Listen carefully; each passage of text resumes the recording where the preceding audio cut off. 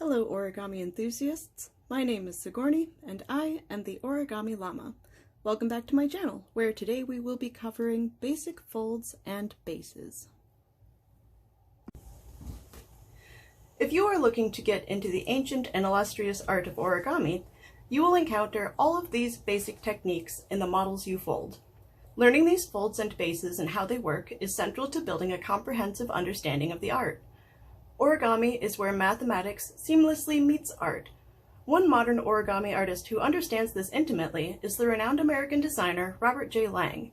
Lang lays out the mathematic principles of origami design in his book, Origami Design Secrets: Mathematical Methods for an Ancient Art. I will make a separate video reviewing Lang's work, books, and methods, as these fascinating topics deserve a more detailed highlighting. Meanwhile, let's focus on folds. So first and foremost, you have your mountain fold and your valley fold, aptly named because mountains jut upward into a peak, as do your mountain folds, and valleys dip downward. And as you can see here, valley fold creases downward as well, forming that cup shape. You will use those two folds in every single one of your models, so those are foundational to your knowledge of origami. And with those two folds, you could fold the covered base. You can see you've got your center line here, and then you just meet those two little cupboard doors in the middle, and that'll just give you your covered base. Now, these bases are not necessarily mutually exclusive from one another, so you could turn that covered base into a pinwheel base, basically comprised of two covered bases. You've got one, you've got two, and then you just fold the corners to give you that classical pinwheel shape. Next in line, we've got our blinched base. Now our blinched base is just all four corners of your square meeting into your center. You might be familiar with this one if you've ever folded one of these little guys, little origami fortune teller. You might see them around the schoolyard. Know your fate. Next base here is called the kite base, given its name because, you guessed it, it looks like a kite. You've just got diagonal center line, fold those two outer flaps into the middle to give your model that kite shape. And with that base, you can create a simple origami swan, for example. So I'll just draw your attention here to our swan's head. Notice how the head overlaps the neck here on the other side.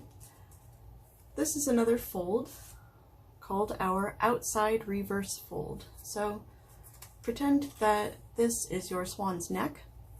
You would fold that downward, forming a 90-degree angle, or the closest proximity thereof.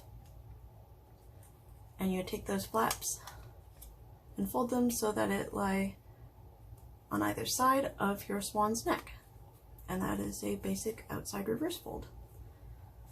Now, as I mentioned before, these bases are not mutually exclusive from one another, so you could turn this kite base into a fish base, basically comprised of two kite bases. There's one, there's two, and then your base will have these little fins that meet in the middle. You fold those downward to form your fish base. And that is yet another fold that I will introduce you to here, called our rabbit ear fold. So on this square, we're just gonna isolate this triangular portion, fold one side and then the other, just like we did before, and that fin goes downward, and here you have your rabbit ear fold. So with this fish base, you can make a basic little fish model like this. Mine looks more like a whale, but you can shorten the snout here, play around with it, but here's a fish. Next in line, we have our preliminary base. you'll see a lot of models start out this way, so I'll walk you through it real quick. You've got two diagonal mountain folds here, and then you've got two horizontal valley folds that go perpendicularly, and then you just take all four corners here, and you've got two flaps on either side. This is your preliminary base. Now you can also reverse this base into what is called a water bomb base. So you can see here, if I flip it inside out, it becomes your preliminary base. Flip it the other way around and you've got your water bomb base. With your water bomb base, you can make something simple like this little butterfly. Very cute. Now I'm going to show you two bases that you can make using your preliminary base. You have first your bird base, which you might recognize if you saw my crane video. So I'll unfold it real quick, walk you through it. You see it's got that lovely crease pattern here. Now if the paper will cooperate. There we go. So folded it back into its preliminary base form. You just take the outer flaps like so, down your center line, fold that top triangle over where those two flaps meet. You've got sort of a cobra shape here. Turn it over. This is called a petal fold, what I'm doing right now. So you've got your center line and you've got these two outer edges that come in and form this petal shape here.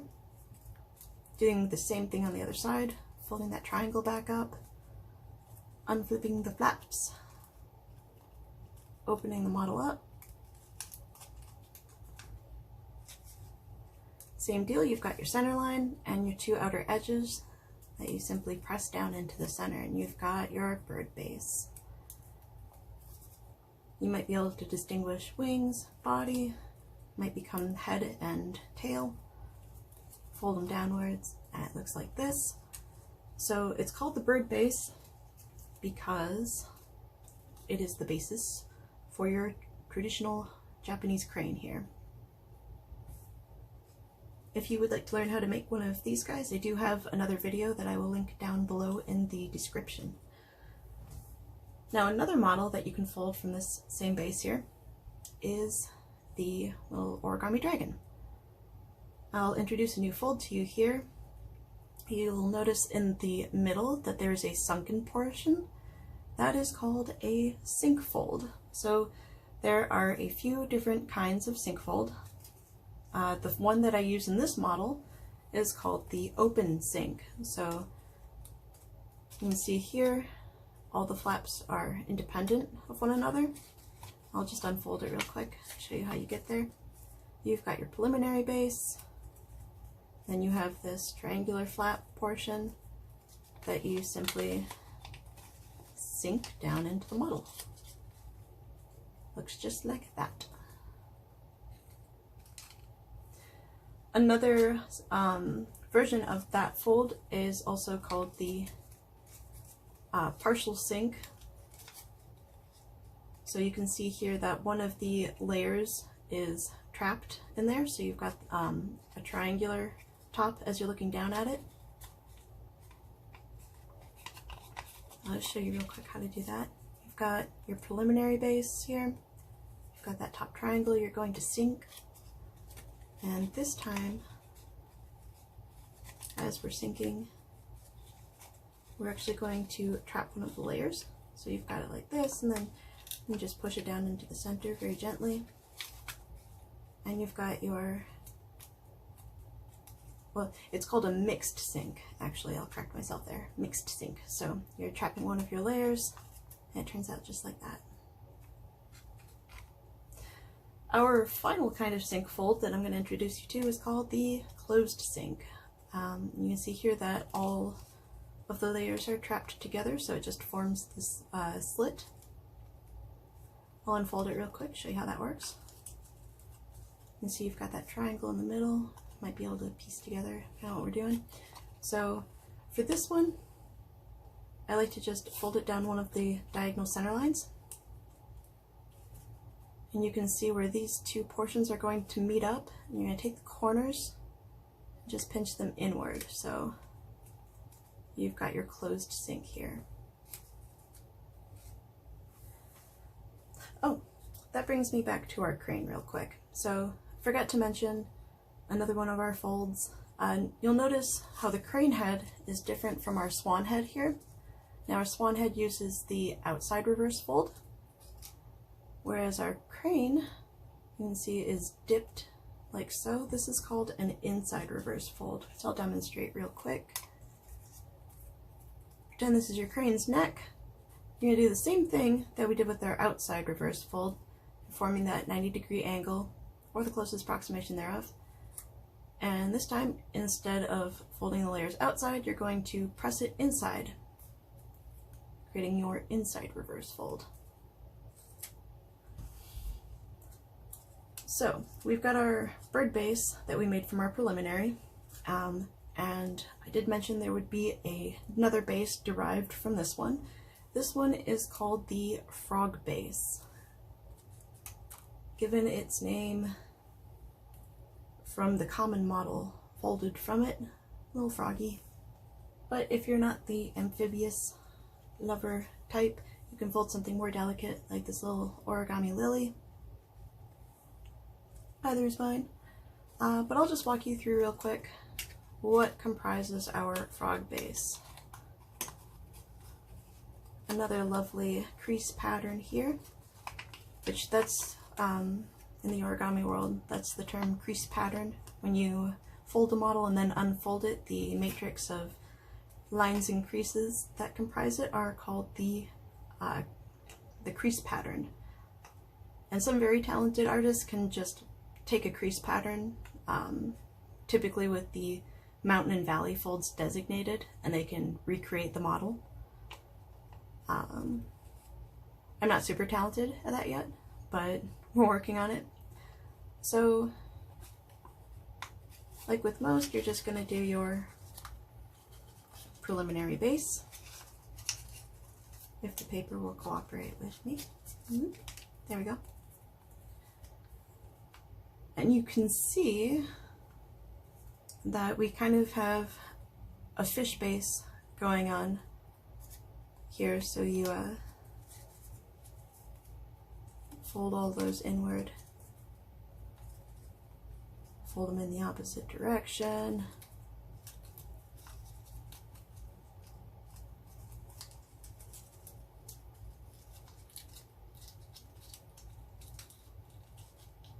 and you've got rabbit ears. Not you personally, the model. Please don't take offense. There. Now, what I like to do is just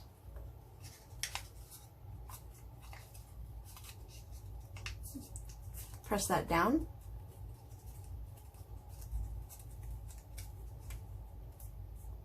and then you petal fold that up.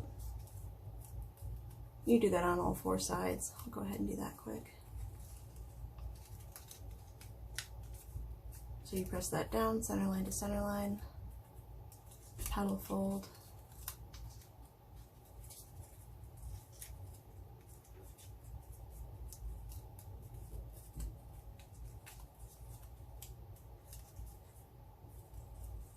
same on the other two sides, press it down,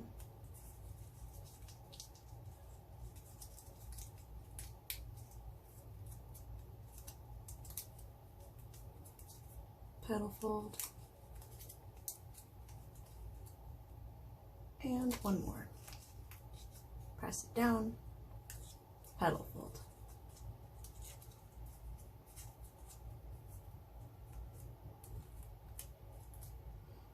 So you can see from this base, then you could turn to one of these just smooth petaled sides. Fold these edges inward so that they're like that, and then you just peel back the petals, give them a little curl. If you want your lily,